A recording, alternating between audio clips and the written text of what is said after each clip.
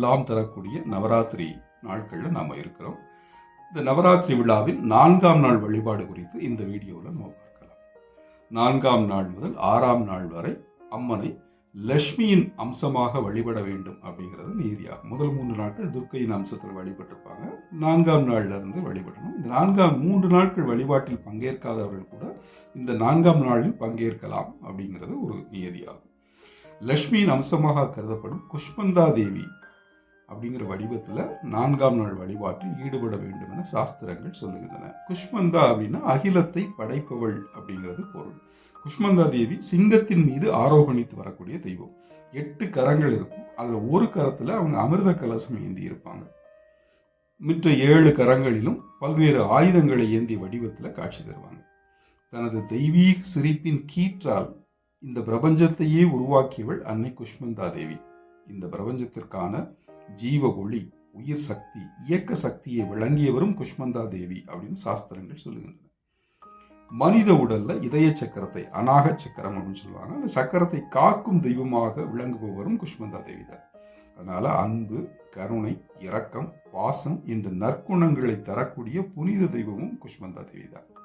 அவங்களை வணங்க செல்கின்றவர்கள் நீலம், வெள்ளை, காவி நிற உடை அணிந்து வழிபாட்டில் பங்கேற்கலாம் என்பது ஒரு நியதி. இந்த 4ஆம் நாள்ல அன்னைக்கு புளியோதரை, பானகம், சர்க்கரை பொங்கல், பட்டாணி, சுண்டல் இவற்றை நெய்வேத்தியமாக படைக்கலாம். செந்தாமரை, ரோஜா பூக்களை கொண்டும் வழிபடலாம். குறிப்பா இந்த வழிபாட்டில் 4ஆம் நாள் வழிபாட்டில் பூசம், அனுஷம், உத்திரட்டாதி நட்சத்திரங்களில் பிறந்தவர்கள் பங்கேற்று அன்னையை வழிபட்டால் சகல நன்மைகளும் கிடைக்கும். ஒரு அட்சதையால் படிக்கட்டு வடிவ கோலமிட வேண்டும். எந்தவித தடங்களும் இல்லாமல் மங்கள காரியங்கள் நடைபெற விரதமிருந்து வழிபடலாம். 4ஆம் நாள் வழிபாட்டு அம்பிகைக்கு ஒரு காயத்ரி மந்திரம் இருக்கிறது.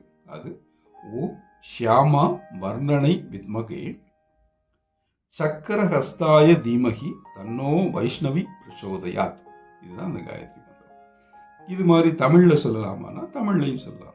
என்ன சொல்லலாம்னா, எல்லா உயிர்களிடமும் அனைத்து செல்வங்களின் வடிவாக விளங்கும் தேவியை வணங்குகிறேன். இப்படி தமிழ்ல சொல்லியும் அன்னையை வழிபடலாம்.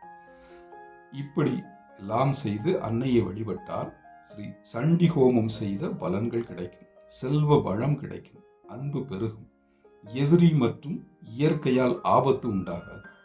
பசு, முனிவர்கள், குரு, தேவதைகளால் ஏற்பட்ட சாபம் நீங்கும், கல்வி ஞானம் பெருகும், உத்தியோக உயர்வு கிடைக்கும், திருமணம் ஆகாதவர்களுக்கு விரைவில் நல்ல இல்லறம் அமையும், மன அமைதி ஏற்படும், தேக ஆரோக்கியம் உண்டாகும்.